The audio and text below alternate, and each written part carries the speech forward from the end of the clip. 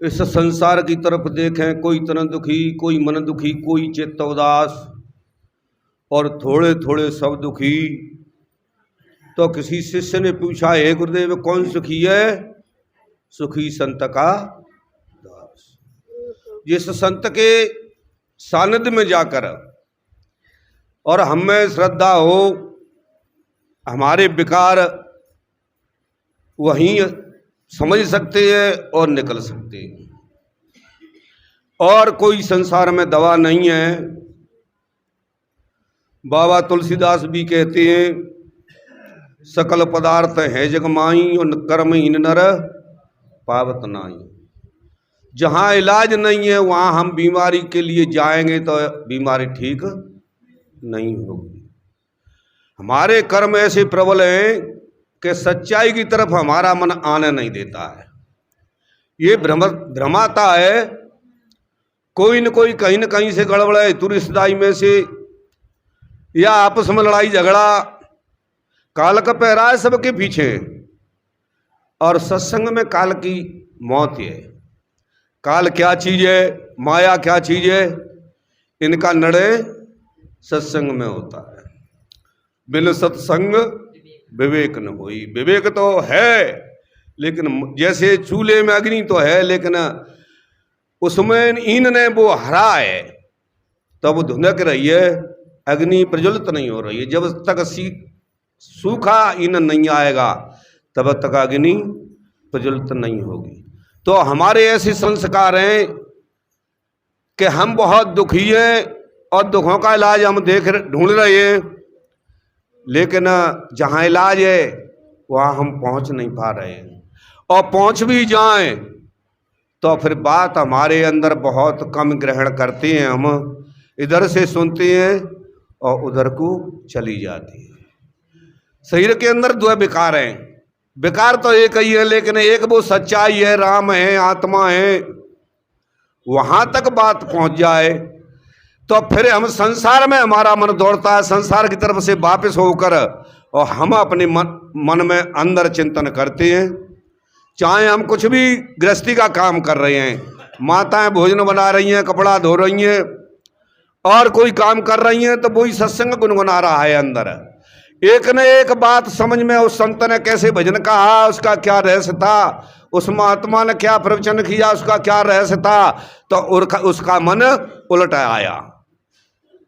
उलटा नाम जपा जग जाना और वाल्मीकि भय ब्रह्म समान। ये मन के बहुत बड़े अहंकार हैं। हमारी लाइन बढ़िया बन गई है, कोई सरकारी नौकर है, सर्विस है, व्यापार फलित है, तो हमारा मन बिल्कुल सत्य की तरफ आता ही नहीं है। और अगर सत्य की तरफ आ गया तो उससे सुखी और भाग्यमान दुनिया में कोई नहीं है। वो फिर धर्म के हित खर्च करते हैं, समाज में गरीबों के प्रति और धन खर्च करते हैं। किसी की बच्ची सियानी है और उस पर कमी है तो उसमें भी सहयोग करते हैं। किसी का बच्चा पढ़ रहा है लेकिन पैसे नहीं है, बच्चा तो दिमागदार है और उनको मालूम पड़ गया तो वो उसमें भी खर्च करेंगे। उनको ये लोभ नहीं है कि जी हमारा बच्चा नहीं है, बच्ची नहीं है। उनके मन में तो जो भावना है कि जी आगे निकल जाए और हम सहारा दें, क्योंकि हम इस टाइम पे सहारा देने लायक हैं। जिसने अपने धन का सदुपयोग नहीं किया तब वो यूँ समझो कि धन को विनाश तो हो, चाहे मुकदमा लगेगा, चाहे बीमारी में जागो, चाहे कोई न कोई या संतान बर्बाद कर देगी। तो धन का हम सदुपयोग कब करते हैं? जब सत्संग में आते हैं और बात हमारी समझ में आती है। सनते बने कसुम लोहते बने भगवती और मानसते मुनि होए देह पे पर, देह पे नहीं मन पे। हम मनन चिंतन करें और जब मन के दायरे से और अंदर पहुंचे आत्मा की तरफ, तब हमें कुछ शांति और कुछ लाभ मिलता है। फिर हम दूसरों को भी मोड़ देते हैं, खुद तो चलते हैं लेकिन दूसरों को भी मोड़ देते हैं। और उनके लिए समय इतना कीमती हो जाता है कि वो जल्दी आवे तो भी आदमी बैठाता है कि बैठो महाराज, बैठो महाराज, और वो कछु न कछु कुरे देंगे। और ठीक पारक ही संत होंगे तो ऐसी कथा कहेंगे कि उनकी शांत आत्मा में शांति मिले, मन की दायरे से हटके और उसके अंदर वो बात समझ में आती है।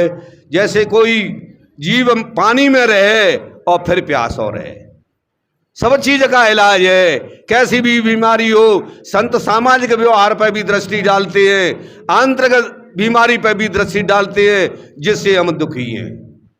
किसी को भूत है, किसी को खोर है, और किसी को कुछ है, किसी को कुछ है, सुखी नहीं है कोई।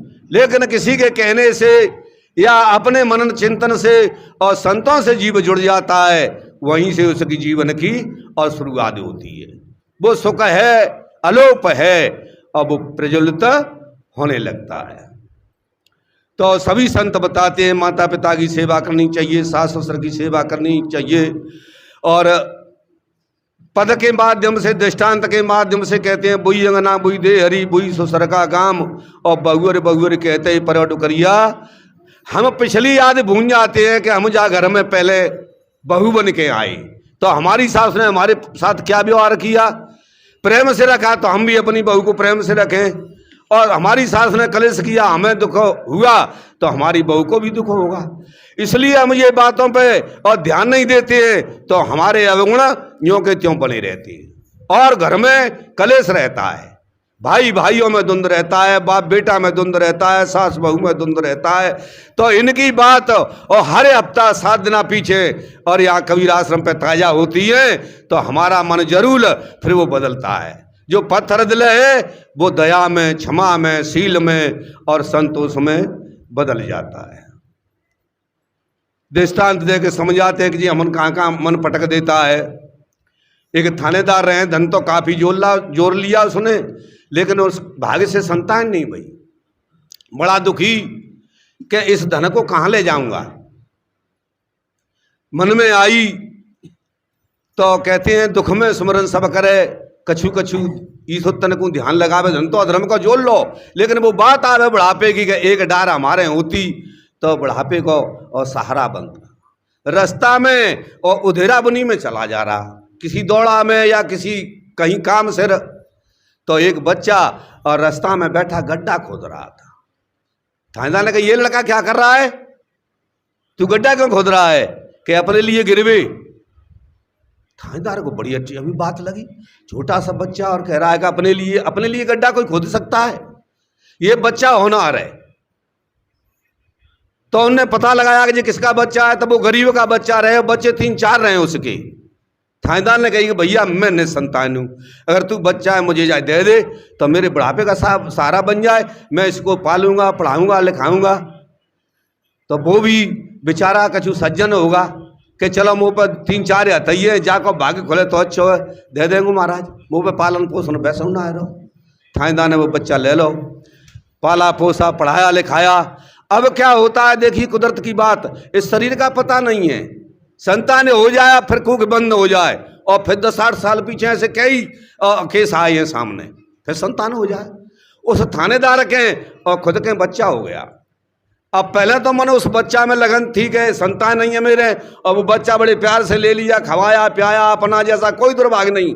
लेकिन अपने बच्चा जन्म गया, सो ही उसका मन बदल गया कि और जितो मैंने बटनिया कर लो अपने बच्चा को। अब उल्टी गिनती शुरू होती है। अब क्या सोच रहा है कि इस कांटे को रास्ता में से हटाऊं। तो पहले बताते हैं भटियारी भोजन बनावती थी, खाना बनावती, पुराने जमाने की बात है। तो पैसा तो था ही उससे अज्ञान में, और पैसा धर्म में लगता है। भटियारी से मिला और कही कि मैं एक बच्चा तेरे पास भेजूंगा, और तू उसको काट के मार के और भट्टी में डाल देना, और उस बच्चे को भेजूंगा तो लाल वस्तु में एक कुछ सामान भेजूंगा, क्योंकि बच्चा और आ सकते हैं, ये पहचान है। और तू आधे पैसा जे ले और आधे तू काम कर देगी, तई दे दूंगा। अब उस बच्चे से कही कि तू फलाने मोहल्ला में फलाने बटियारी के यहाँ जा और ऐसे ऐसा सामान ले, अंत मत जाना। क्या ठीक है। उधर क्या होता है कि उसका बच्चा और बच्चन में खेलो सो, उर्गडंडा खेलो सो, और सब बच्चा बड़े और बाको बच्चा छोटो, बाप पर गो दास पसीने ने लतर पतर रह रहो, और वहीं है कि वहाँ को गल रहे। वो लड़का जा भी कूँ ताकि वहाँ पहुँच सुबह दी कहो भैया आ रहे सो, बजी के पान में लिपड़े गो, भैया तू कहाँ जा रहा है, कि सौदा ले जा रहे हो, सौदा है हूँ लांगू, और हूँ तो परेशान हूँ, वो बताओ ना चुकरो तुझे दाए दे यहाँ। क्या पिताजी अल्लाह करेंगे, क्या अल्लाह क्यों करें, सौदा मेला बतू तू तो खेलेगो तो जिन्हें पे दाव पहुंच जागो, और मैं प्राण बची आएंगे। तब नानू ने विनय करी तो भैया वो मान ली। वो सौदालय में चले गो और वो बा खेल में बिजी है।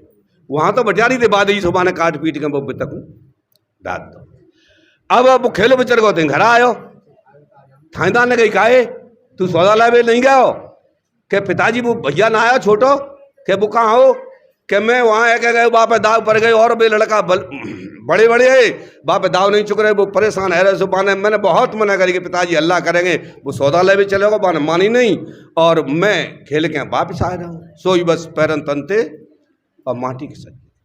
तो अब वो बात पिछली याद आई उसको। वो बच्चा कह रहा था कि क्या कर रहा है कि गड्ढा खोद रहे हो, क्यों? कि अपने लिए गिरने के लिए।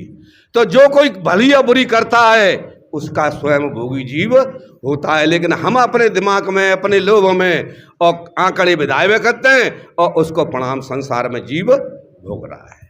इसलिए हमें सत्संग से और संतों की वाणी से, ये कले फाइयों से और हम अलग हो जाते हैं, सत्य पे चलते हैं, सत्य का जीवन शुरुआत होता है और आपस में दया धर्म होता है और दूसरे का सहयोग करते हैं। पर तो सरस धर्म नहीं भाई और पर पीरा सम नहीं अदमाई।